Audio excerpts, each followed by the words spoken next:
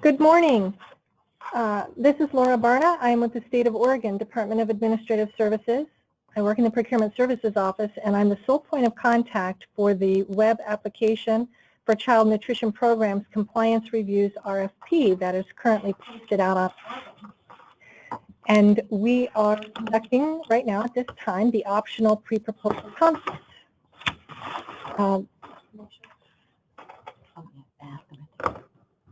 Is everyone hearing me okay, who is participating via telephone?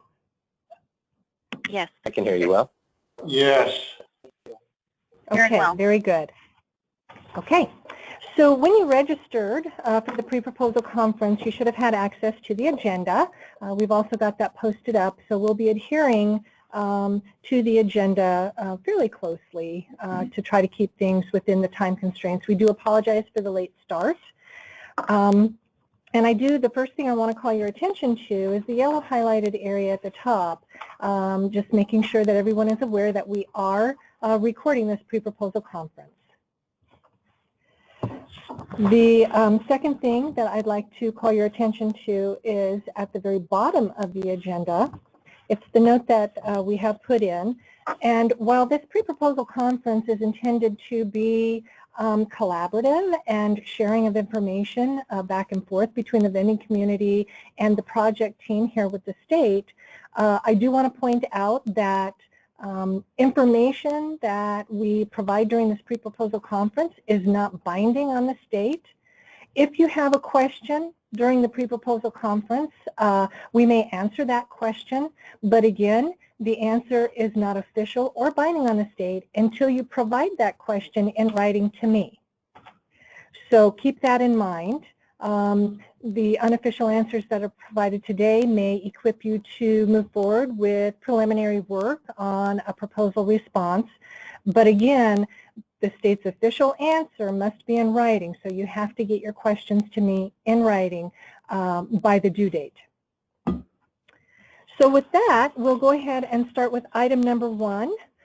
Again, I work with DAS Procurement Services. I'm the State Procurement Analyst assigned to this particular contracting matter, and I am the sole point of contact for this RFP until I have issued an intent to award.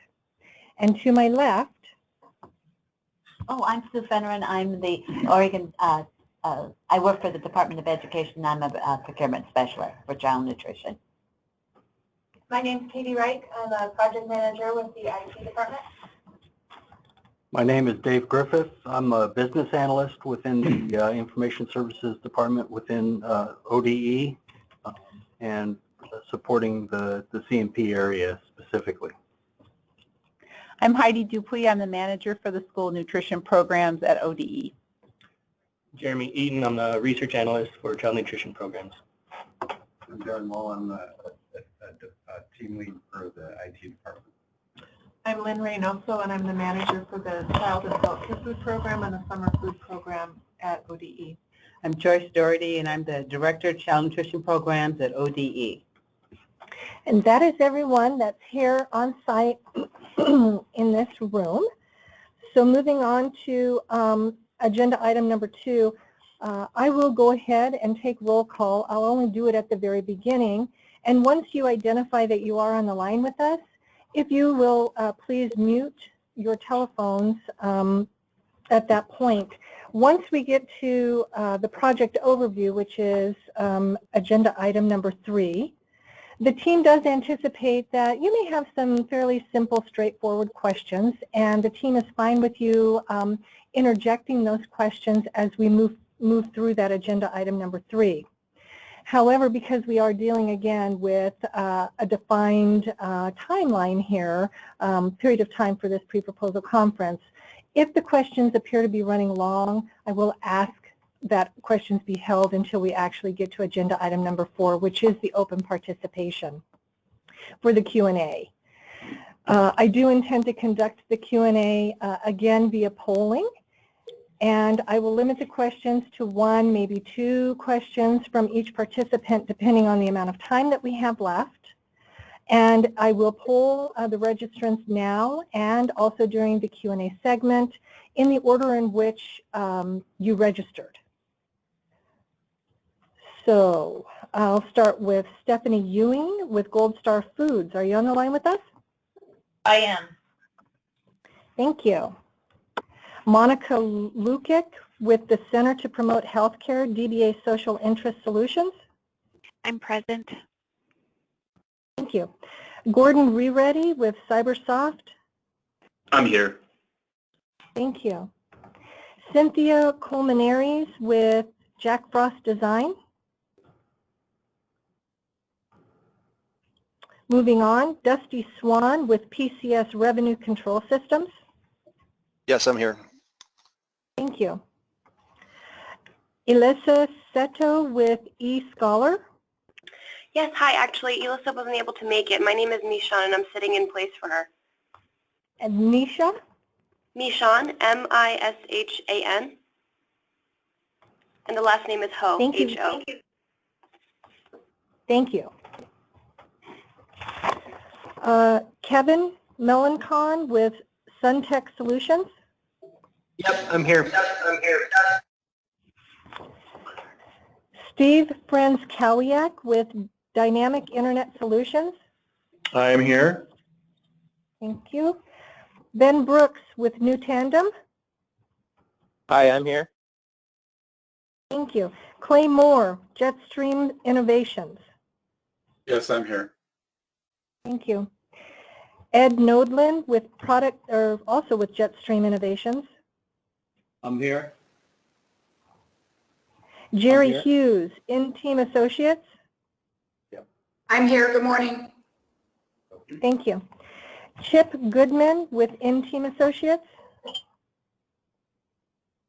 Chip is not present this morning. Thank you. Kim Coleman, In-Team Associates. Yes, I'm here.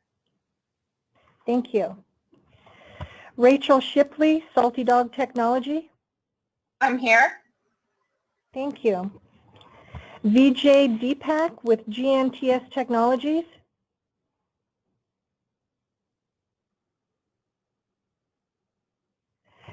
And then moving on to Gregory Heilner with Colyar Technology Solutions. Good morning, I'm here. Thank you. Is there anyone else on the line who I have not polled?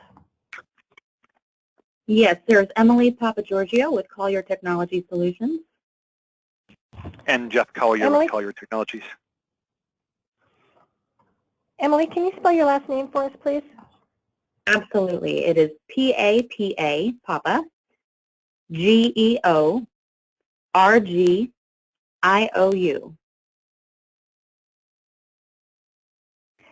Thank you. And there was one other person, Jeff Collier. With Collier Technologies. Thank you.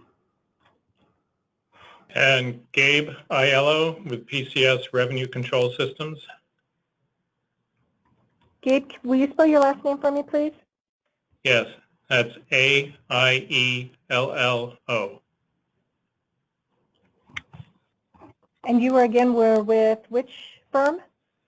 PCS Revenue Control Systems. Thank you. And Dave Smith. Dave Smith with PCS, correct. Okay. Steve Brooks with Dynamic Internet Solutions. Okay, give us just 1 second here. Trying to write this.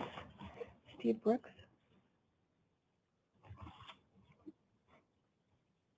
And Steve, you were with Dynamic? Yes.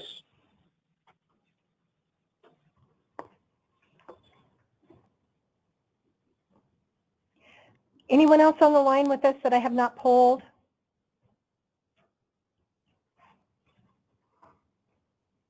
All righty. So if everyone would please mute your telephones on your end, we will go ahead and kick off with agenda item number 3, the project overview. Jeremy Eaton with Department of Education will be presenting the business objectives, and Dave Griffith will be speaking to the solution requirements and specifications. Not to say that other individuals in this room won't chime in on answers if there are questions posed. Good morning. We did want to start by saying that throughout the webinar we'll be using terms, acronyms that are distinct or used in a special way in child nutrition programs. And if you haven't seen it in the RFP, we define all of those terms in section 2.2.2. Moving forward, our business objective is that every organization participating in child nutrition programs is subject to periodic audits or compliance reviews by ODE CNP. Our goal is to improve efficiency, streamline processes, and increase responsiveness in these reviews while maintaining compliance with federal and state regulations. To do so, we are in the process of procuring a COTS commercial off-the-shelf application specific to child nutrition programs. We wanted to point out a few key areas of the RFP, key requirements that we either wanted to clarify or emphasize, and Dave will take care of that. Yeah, thank you for joining us. Everybody can see the screen, or the document that's being presented on our screen, I should say. If not, You're let us muted. know. Just let us know.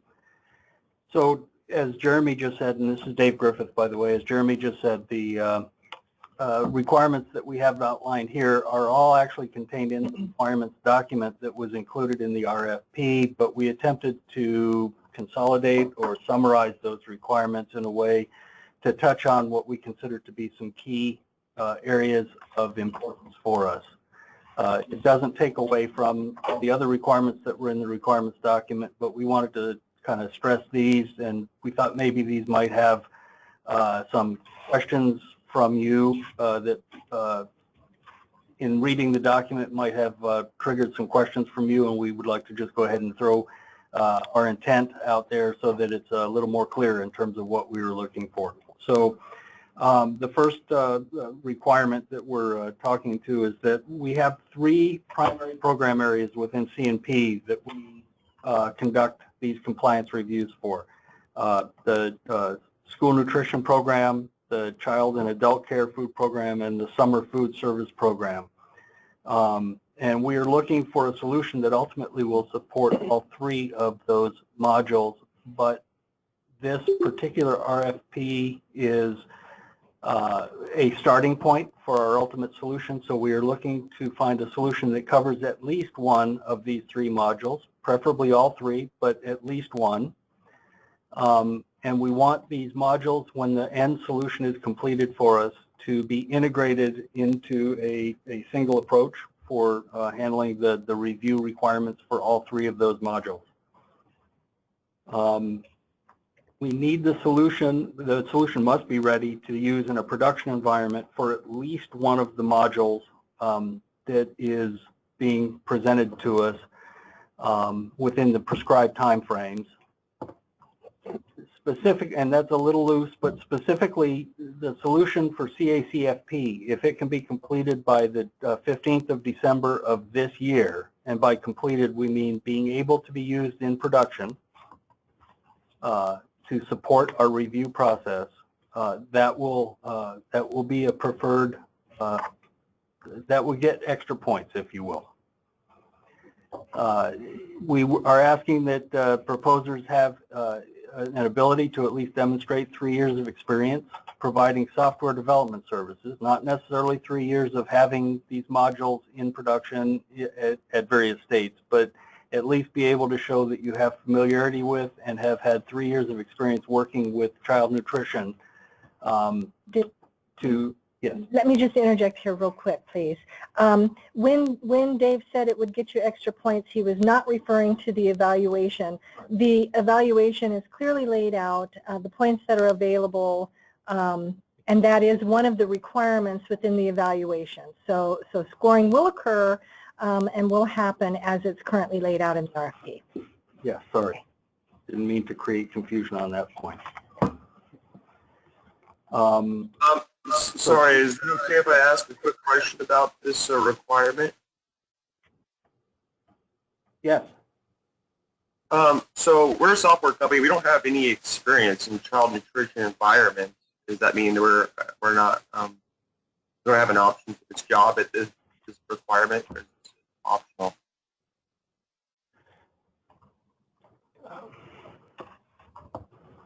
That's I guess, a complex question. I think we'd better address as a group and then respond in writing. Right. Our expectation is that people are familiar with child nutrition programs and the regulations and the environment in which we work with. But we want to be careful about making absolute statements. Right. So go ahead and follow up with that question in writing to me, Laura Barna, as the sole point of contact, and we will provide the state's official answer back in writing. Well, just to save us time, we don't want to be on this call. If we're a software company, we're professionals in software. We're not professionals at child nutrition environment. We can make you guys software, but we're not. We would rather get off the call if that's the case. So we'd like a clear answer now if this is something that's an option for us or not. So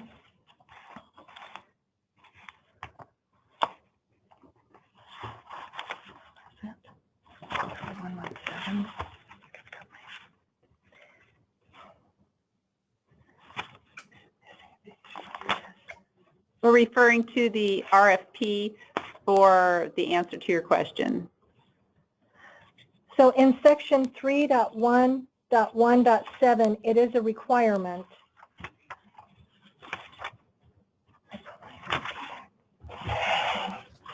Business experience. Proposer shall have a minimum of 3 years documented experience in successfully providing the services it proposes to provide to the Department of Education.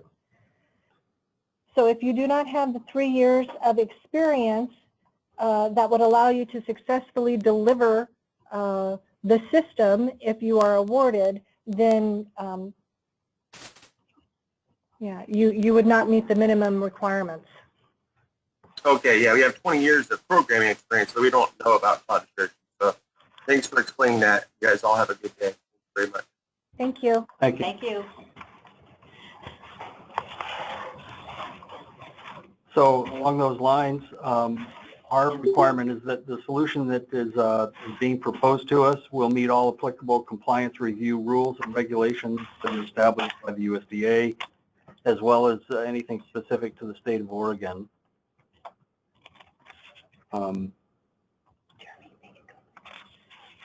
We are looking for a solution that provides all the forms and worksheets that are associated with these compliance reviews to be available online, and that they should be tied to the integral database that's a part of this solution.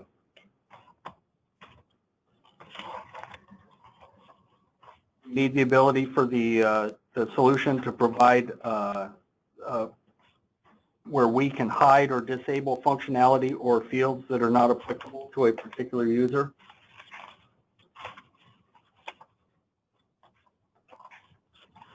Solution is desired or intended to guide users through the defined workflows, so allowing users to assign reviews, automatically update review status as tasks are completed, and show a summary of a completed review. We'd like for the solution to support modifying an assigned specialist or adding additional reviewers. So basically we're looking for the tool to provide the ability for us to manage the process of assigning and controlling the workflow of the individuals that are out there actually doing these reviews.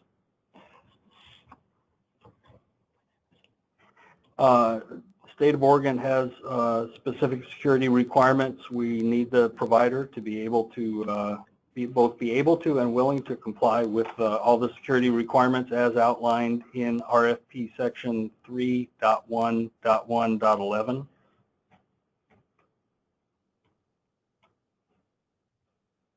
The solution provider should disclose or will disclose components or features which were developed for other states using USDA funds.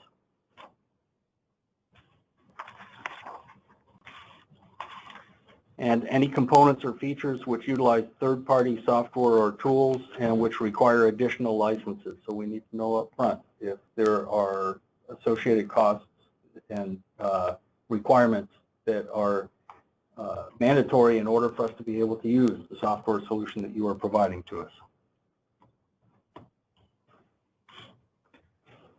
So the solution that we're looking for will provide tools in the following areas: communication, workflow management, document management, response evaluation, including the ability to aggregate and analyze review data utilizing established business rules, and support reporting tools.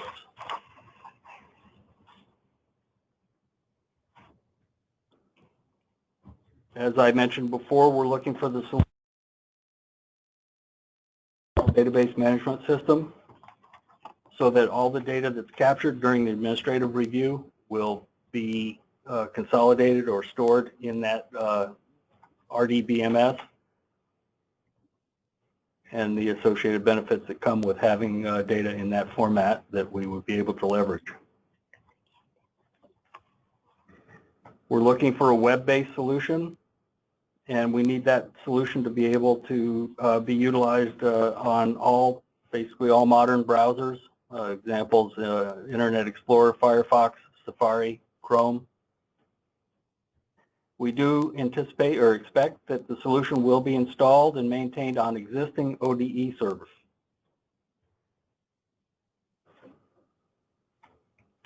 We're looking for the provider to provide initial and ongoing testing support and training for state staff and sponsors.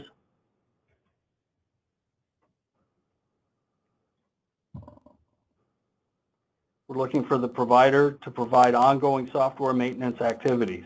So the expectation, we're looking for a COTS solution. So we're thinking that the solution is not being built custom for the state of Oregon, that the majority of the rules and regulations that we have to deal with are not unique to the state of Oregon, although there will be some Oregon specific.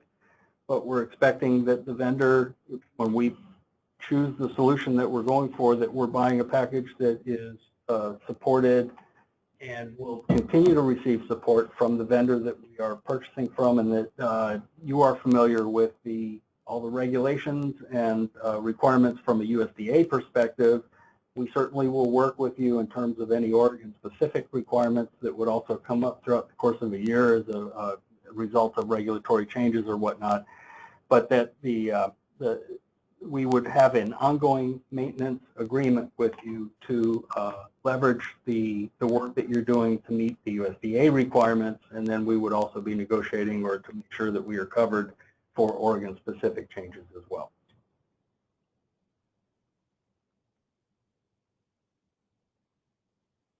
And then, of course, bug fixes is part of that we would expect to be addressed as part of the maintenance agreement.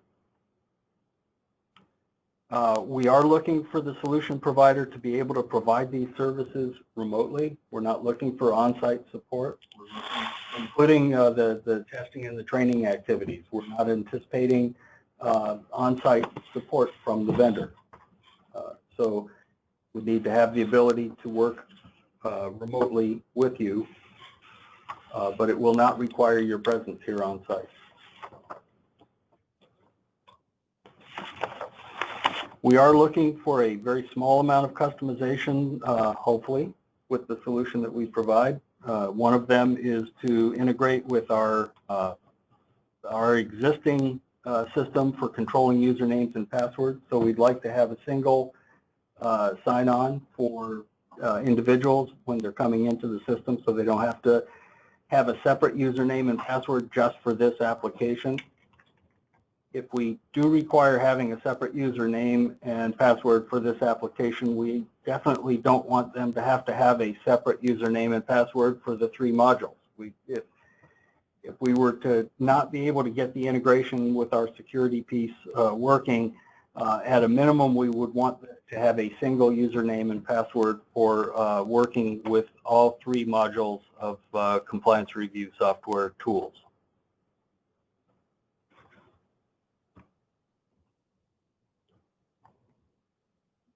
Then there's also data that we have on our systems that we would like to leverage, and so that will require some integration for us to be able to extract that data from our databases to populate the forms and the database in the appropriate places to take advantage of information that has already been collected from other functions, features that we have in our existing systems.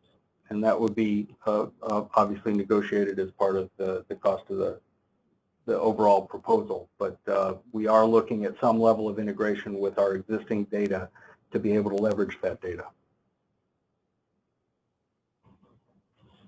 Kind of touched on a little bit before, but we are looking for a solution that supports multiple levels of user permissions, so role-based,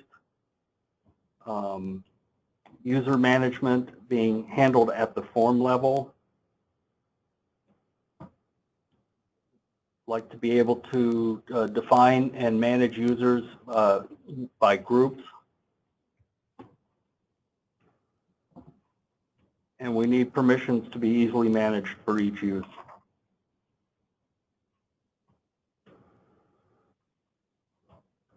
So that was kind of a quick and dirty overview of some of the key points, or summarizing some of the key areas that we are especially focused on to make sure that the solution addresses.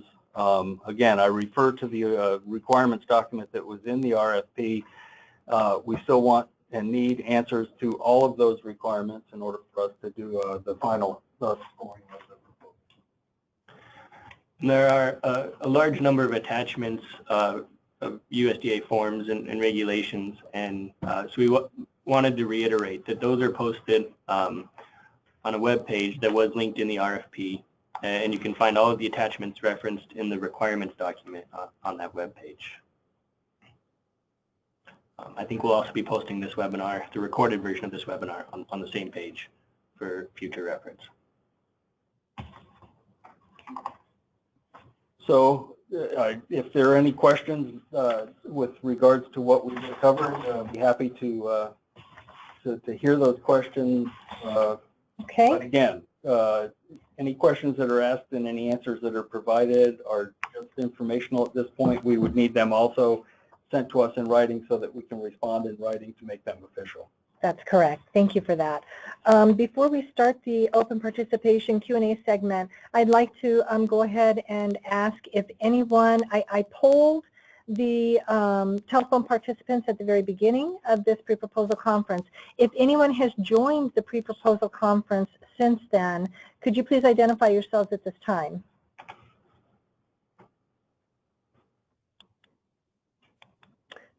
Okay, so again, I'm going to poll the participants on the phone in the order in which they registered for the pre-proposal conference. So starting with Stephanie Ewing, do you have any questions for the team?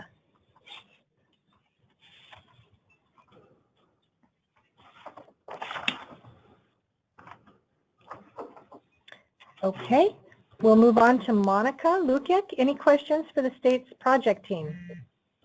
Right now, we have no questions. Thank you. Gordon, we ready? Any questions for the state team? Not right now. Thank you. Dusty Swan, questions? Yeah, I have two questions. Could you clarify single sign-on for me? I have two different options for single sign-on. One of them obviously integrating with your LDAP solution in which you still have the same login. A different single sign-on would mean that if you're logged into the network, you don't actually need to log into the system because it uses your current Windows application. So when you say single sign-on, did you mean LDAP integration or did you mean automatic sign-on? I'm not sure I can answer that question. Why don't they submit that, because okay. I'm not 100% sure if you're going to be using like our district security. Oh, okay, so maybe we need to chat about that. All right, so the project team needs to chat about that question. If you'll please submit that in writing to me, we'll make sure to get that answered. Okay. And you said that you had a second question? Second question, yes, you referenced existing data, databases, et cetera. What format are those in? Are they in multiple different formats, or is it all in SQL, or? Everything is in SQL Server. I think it's at 2012 currently, but our expectation is that we would build an API and you would collect the data through that API in the interface. Okay, that's what I needed to know. Thank you. Sorry, SQL Server 2014 now. Okay. Excellent. Thank you. Okay. Misham Ho, any questions for the project team? Hi, we have no questions at the moment. Thank you. Thank you. Kevin Melancon? Yeah, no more questions at the moment. Thank you. Thank you. Steve Franz-Kawiak? Yes, I have one question. Is there an estimated budget amount that ODE wishes to work within? So the state does not typically divulge that information during the solicitation process. That's something that will be negotiated with the apparent successful proposer. Okay, thank you very much. Ben Brooks, any questions for the state's project team? Yes, I have one question. I am a SharePoint specialist, a Microsoft partner, and I build similar solutions using SharePoint as the foundation. You mentioned that RDBMS is a requirement and SharePoint isn't truly a relational database. And I'm just wondering if, assuming that we can provide the key functionality of a relational database, if you're willing to consider a SharePoint-based solution. I think that's another question we'd have to consider and respond in writing. Okay. And can we submit questions in writing in more than one round? Can I submit that initially and then submit more questions later? Yes, as long as all of your questions are submitted by the Q&A deadline, which you'll find in section 1.2, the schedule of events. The official questions and requests for clarifications due date is by 10 a.m. Pacific time on May 25th. Okay, thank you very much. Clay Moore, any questions for the team? No questions at this time. Thank you. Ed Nodland? Yeah, hi. So my background is in doing assessments and audit solutions. I'm assuming we can partner with somebody with nutrition background to meet your requirement.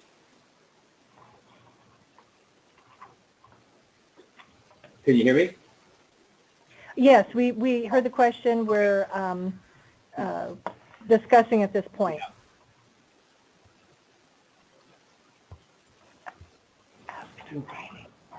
Yeah, will you submit that in writing, please? I think us mumbling to each other isn't ideal. So the answer is maybe. And in the attachment H in the content section, you got a lot of great references on the various audits, forms, reviews. And then as we get into 3.2 and 3.3, there's not as many references, such as the milk study requirements. I assume all of those will become available to the bidder that you select. So it's written that way because USDA, our governing agency, has released a lot of standard forms for the audit for the CNP module.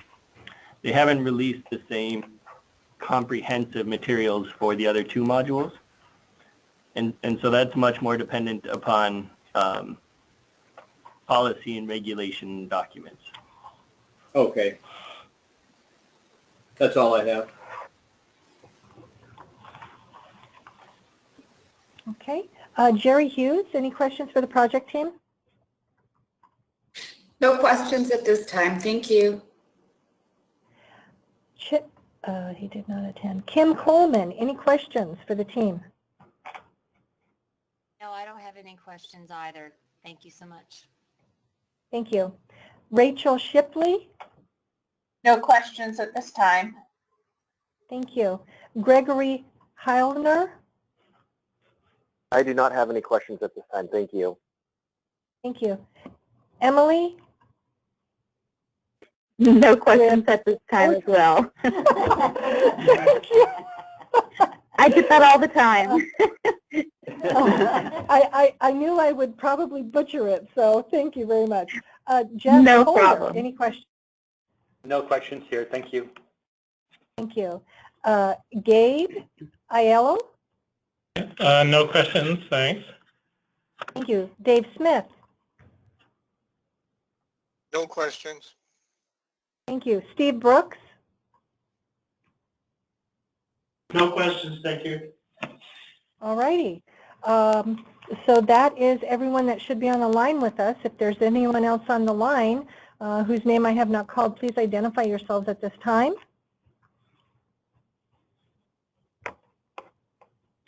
Okay, so we're going to go ahead then and move on to agenda item number 5.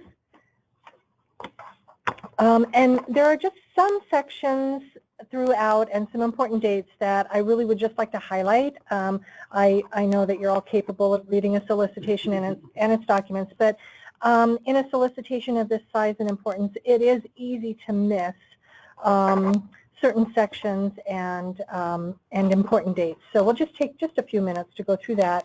And I will start again with section 1.2, which is the schedule of events as it currently stands. And within that, again, the questions and requests for clarifications, the due date for that is by 10 a.m. Pacific time on May 25th. And again, that must be submitted to me in writing. And I will post the state's official answers out on ORPN. So make sure that all of you are registered in ORPN and have access to the documents. All communication regarding this RFP will be conducted in the ORPN system.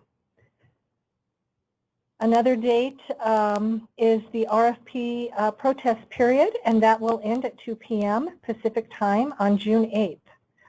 So if you are reading through this RFP and you feel like the state has not considered something or not included something that you feel should be included, definitely this is your time to let us know. It is our intent to put out a really good RFP and work with our vending community. So again, the RFP protest period ends 2 p.m. June 8th.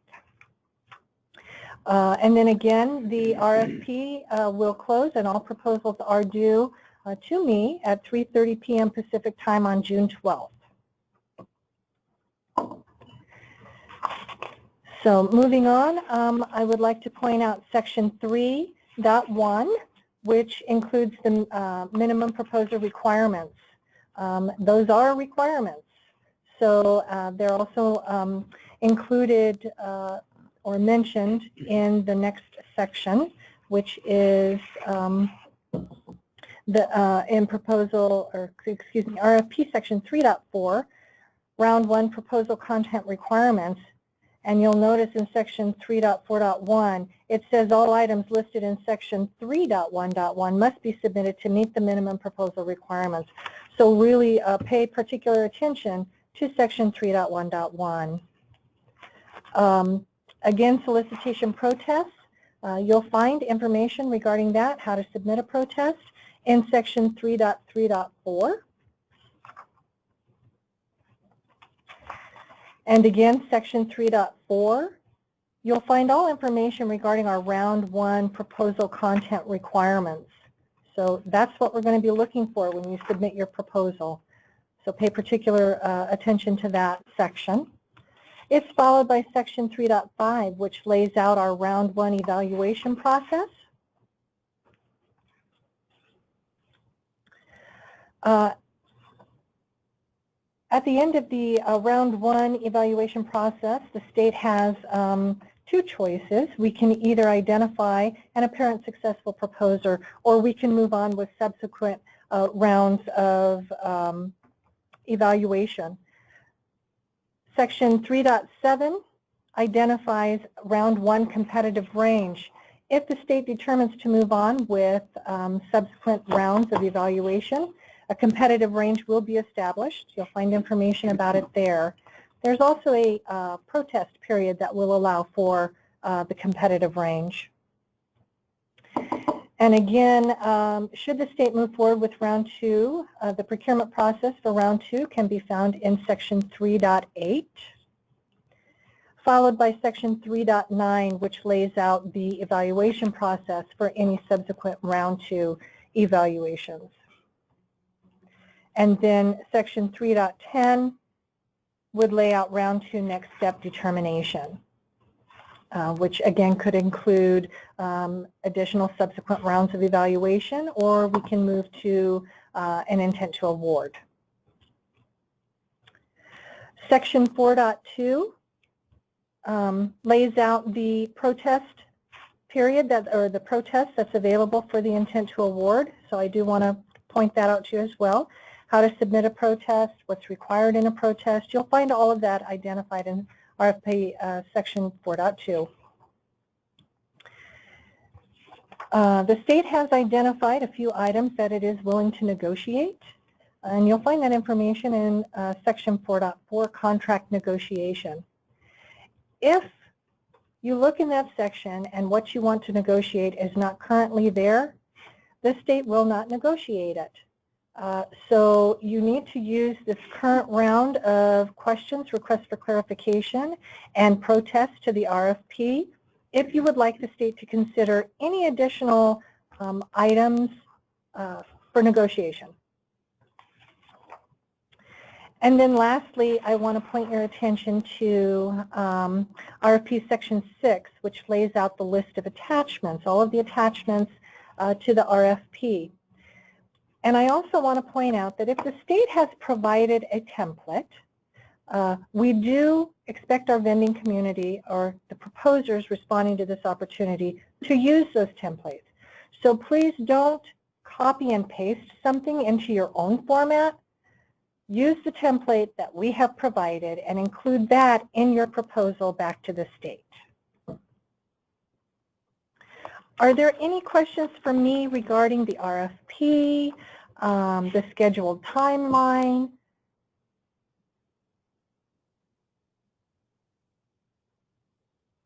Okay.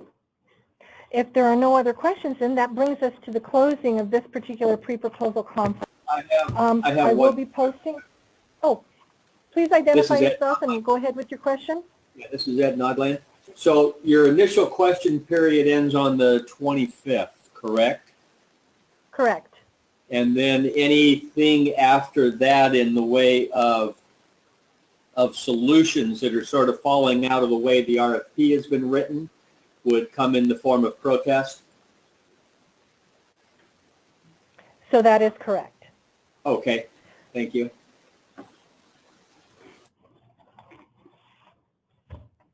Any other questions for me?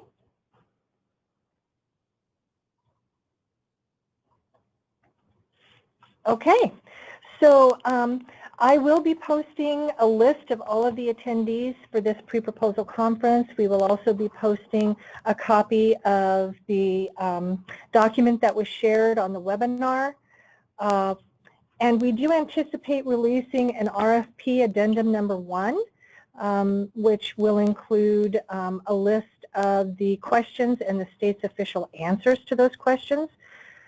So again, get those in writing to me via email or any other manner by the closing date and time. All communication regarding this RFP, which would include changes to the RFP, changes to the attachments, extensions of any dates, anything that we do with this RFP will be communicated on ORPN. So make sure that you are checking ORPN fairly frequently. I know that ORPN does have an automated notification system, so anytime I get out there and I post something or I change something, you should receive an email if you have accessed this opportunity in ORPN and have completed the supplier requirements there. Any questions to that information?